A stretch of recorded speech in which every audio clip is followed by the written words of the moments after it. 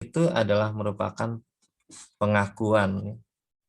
Jadi kita bisa mengenal hal-hal seperti itu sebagai apa yang berhasil sebagai capaian ataupun pengakuan, recognition.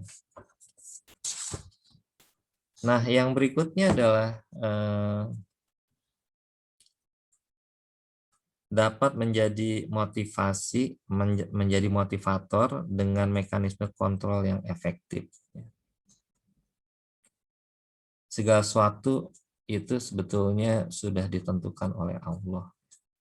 Ya, semuanya penuh dikontrol, dikendalikan oleh Allah Subhanahu wa Ta'ala. Bahkan Allah memotivasi kita di surat Ar-Ra'd ayat 11 ya. Di sana digambarkan sesungguhnya Allah tidak merubah keadaan suatu kaum hingga mereka merubah keadaan mereka sendiri. Jadi yang bisa merubah kita ya diri kita sendiri. Makanya ini menjadi motivasi buat kita untuk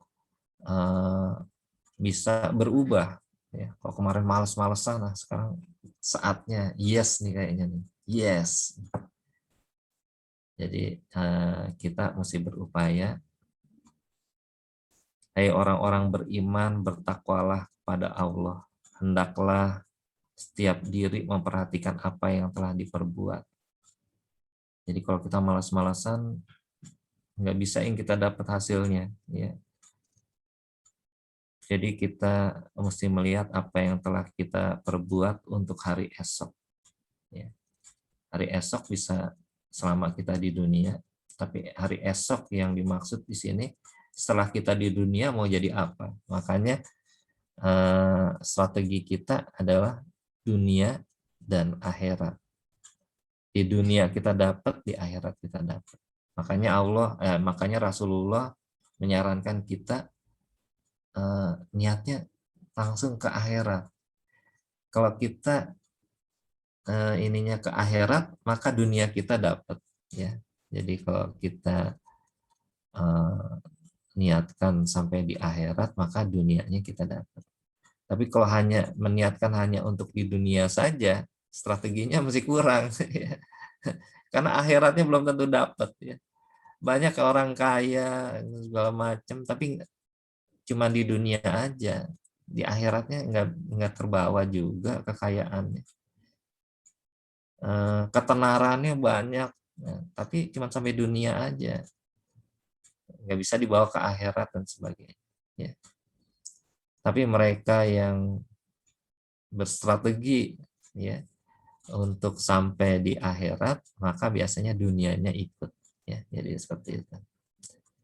Makanya ini kita harus lihat ya.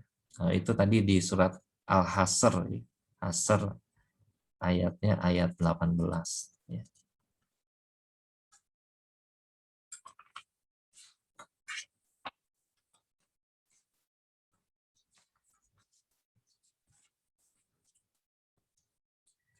Yang berikutnya kita bisa melihat di sini masih terkait dengan motivation with rewards and incentives.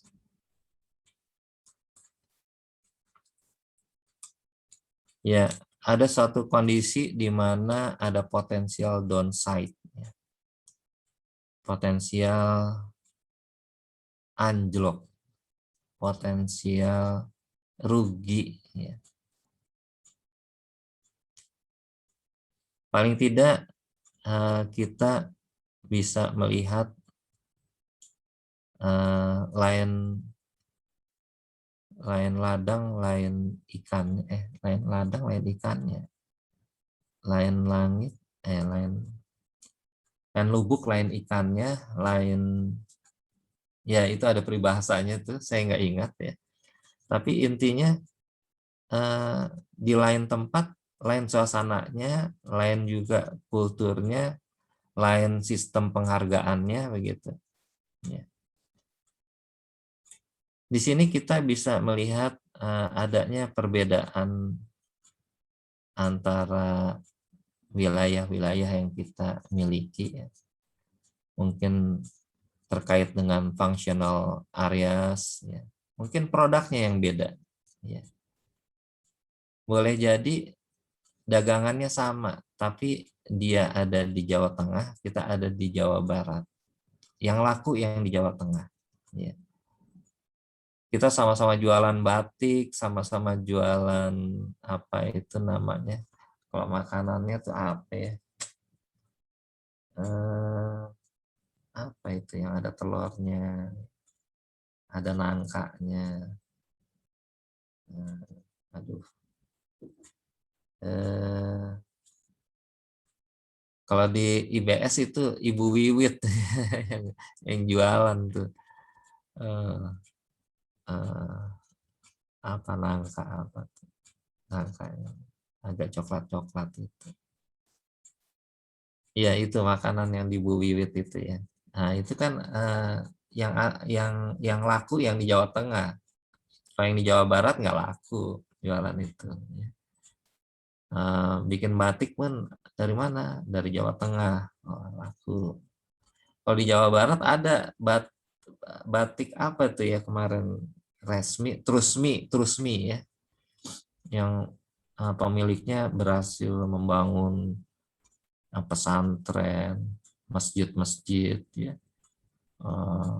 berbagai kegiatan umat, ya, umat Islam, luar biasa. Pemiliknya wanita itu, masih muda, ada di TV saya lihat, ya. Wah, luar biasa. Batik Trusmi namanya, batik Trusmi katanya. Kemudian kita mengenal adanya ada nilai-nilai bersama. Jadi ada yang namanya common value atau share value. Kemudian perlu reward system, sistem penghargaan yang dapat mengarahkan pada penimbunan informasi. Ya. Bekerja dengan tujuan yang berlawanan, diberikan kondisi yang berbeda-beda. Kenapa Allah berikan bahasa itu beda-beda. Jadi pada saat apa namanya di zaman Nabi apa ya, saya lupa itu, ya. Mereka ingin bangun bangunan yang tinggi, kalau bisa sampai ketinggian ke atas langit, ya. Nah di situ pada saat itu tiba-tiba terjadi perubahan bahasa, ya. Nah Allah di situ memberikan gambaran, jangan melihatnya untuk membangun, ya, membangun sekedar membangun peradaban, ya. Tapi lebih daripada itu, ya. Jadi dengan seorang manusia yang dengan beberapa manusia itu mereka bisa bekerja sama karena pemikirannya berbeda, ya. Pikirannya berbeda, bahasanya berbeda, gitu ya. Suatu yang memiliki perbedaan itu memiliki kekuatan, ya, punya kekuatan. Jadi teman-teman bisa melihat ada suatu kekuatan yang bisa terjadi. Air ketemu semen, ketemu batu bata kan jadi kuat, ya. Coba teman-teman cuma membangun dengan batu bata saja, nggak kuat, ya. Tapi membangun dengan batu bata dicampur semen. Kalau kita ngikutin ada satu YouTuber, ya, itu Alman Mulyaman kan gitu, ya. Ada YouTuber dari Indonesia yang ada di Tanah Suci, ya. Kita pernah diajak jalan-jalan melihat bangunan-bangunan, ya, bangunan-bangunan zaman dulu kok kuat, ya. Nah, jadi bangunan-bangunan, ya. Silakan. Ada Ariana Pak tadi. Silakan Ariana. Ariana, ada yang disampaikan? Nggak ada. Enggak, Pak. Oke. Ya mungkin kepencet tuh tadi. Nah, kalau melihat dari apa tuh namanya bangunan-bangunan zaman dulu ya, di sana digambarkan, divideokan oleh Pak Alman Mulyaman itu, terlihat bahwasanya batu dibalut dengan tanah ya, persis seperti kondisinya seperti di semen begitu ya. Rupanya tanah sana kalau udah kena air jadi keras, jadi batu itu menjadi satu dengan lain, menjadi menyatu begitu. Ini punya kekuatan. Perbedaan itu bisa memunculkan kekuatan. Bedakan mana yang divisi A, divisi B, divisi C, kan begitu ya. Jadi strukturnya fleksibel, bisa beradaptasi, dengan mereka bekerja dengan tujuan yang berbeda, tujuan yang berlawanan. Jadi menjadi lebih kuat situ. Working at cross purposes, jadi menjadi lebih. Jadi insentif dan reward itu bisa seperti itu. Kita putar misalnya tour of duty katanya ya, yang tadinya di MKPS ditukar ke manajemen ke akuntansi misalnya, bisa juga seperti itu, tour of duty ya. Atau dari S1 ke S2, yang dari S2 ke S1. Karena kekurangan apa? Kekurangan kepala ya, atau pimpinan. Bisa dengan cara diputar, tour of duty. Kemudian kita mengenal ada di sini creating effective reward and incentive.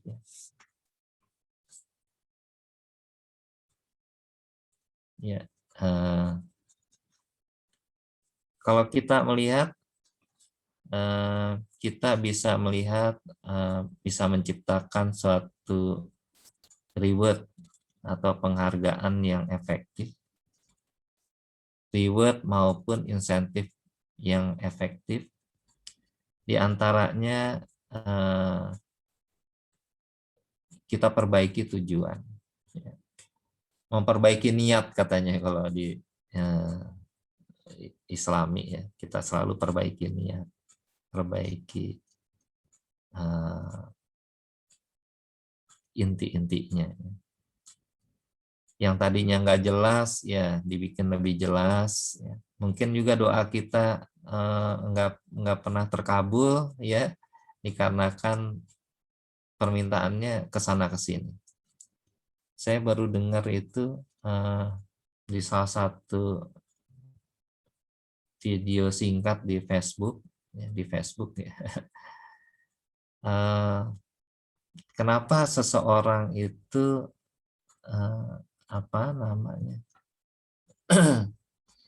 bisa dikatakan doanya tidak diterima, yaitu diantaranya adalah karena dia berdoanya cuman cukup di dunia aja ya. Jadi kalau dunianya lengkap, kalau dia berdoanya lengkap sampai ke akhirat, mungkin itu justru yang bisa terima. Maksudnya apa nih? Di dalam kita habis sholat tarawih, biasanya kita sekarang ini di hari kedua di atas 10 terakhir biasanya ada doa Allahumma innaka afuwun tuhibbul afwa fa'fu anni, ya kan gitu ya. Kita minta permohonan ampun atas dosa-dosa kita. Ternyata itu kalau kita diampuni bisa berarti juga Allah ridho dengan doa-doa kita yang lainnya ya, jadi seperti itu. Makanya kalau kebetulan ini apa nih namanya, udah di penghujung bulan puasa, bulan Ramadan, kita selalu ngulang-ulang itu katanya, ya selalu ngulang-ulang itu. Dan itu disarankan.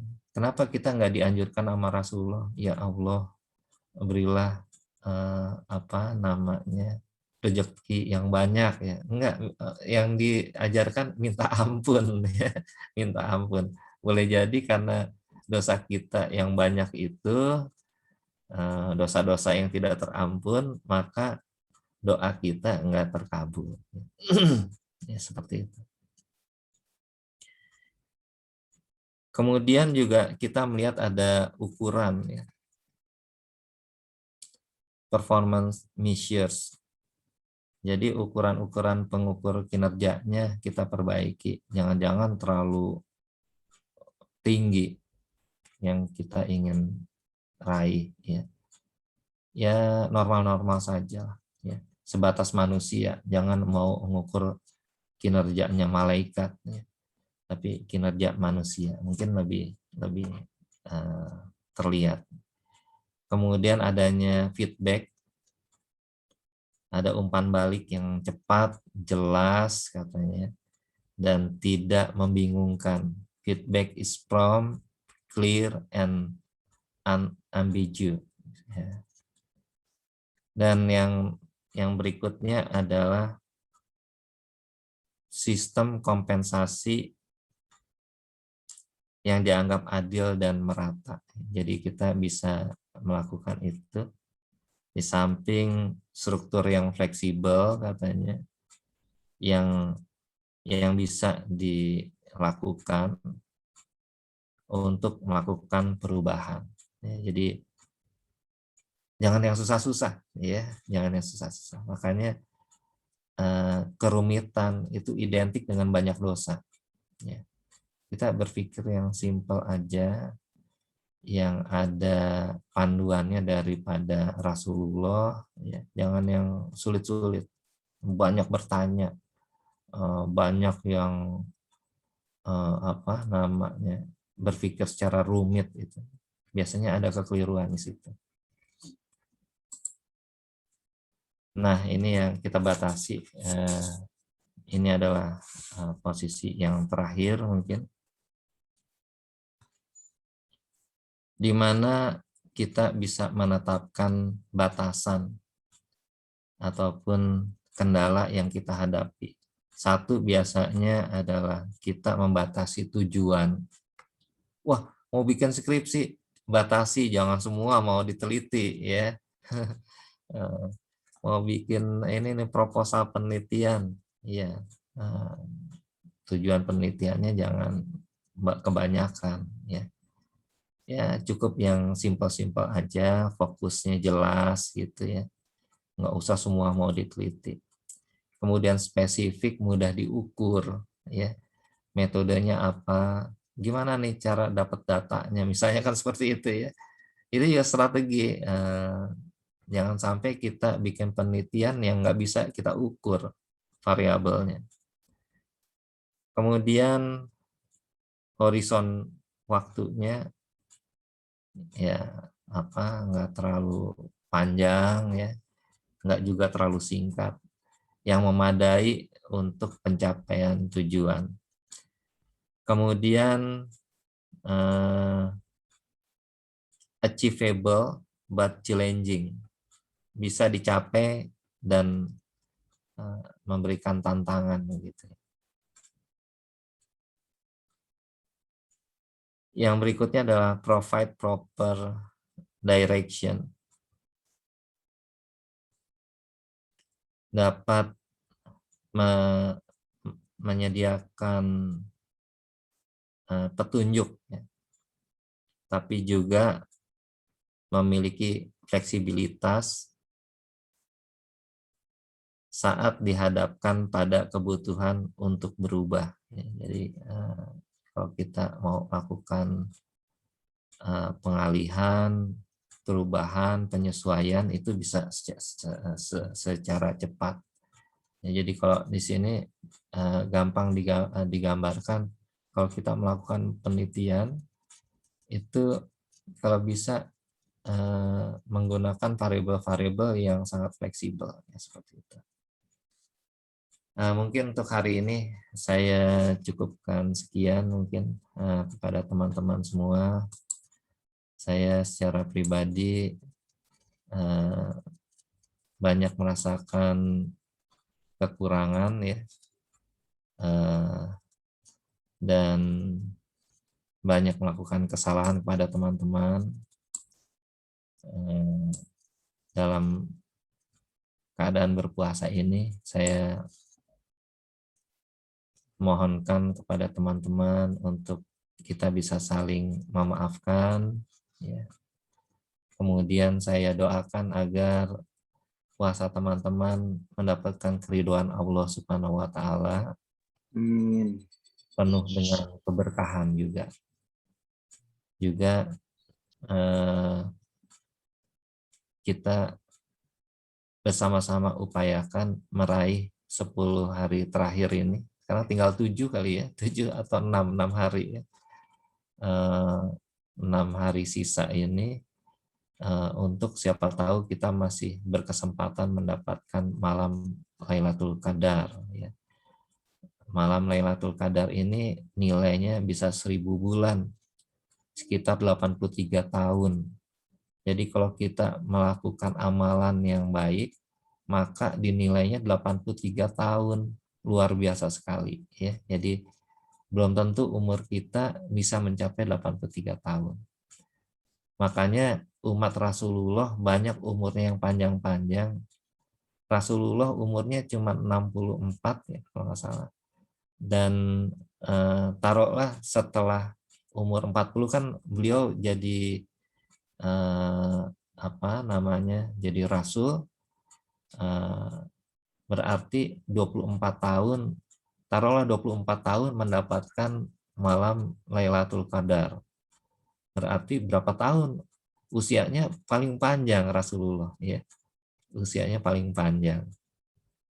Jadi 1000 bulan dikalikan berapa tuh? 23 ya, berarti berapa tuh? Ya, umurnya lebih panjang daripada Nabi Adam sekalipun. Makanya kita berdoa untuk mendapatkan umur yang manfaat, umur yang berkah, ya. Banyak orang-orang umurnya panjang tapi nggak berkah, ya. Jadi seperti itu. Sekali lagi saya mohon maaf dan semoga kita mendapatkan malam Lailatul Qadar dan Allah ridho dengan kita. Assalamualaikum warahmatullahi wabarakatuh. Waalaikumsalam. Waalaikumsalam warahmatullahi wabarakatuh. Makasih, Pak.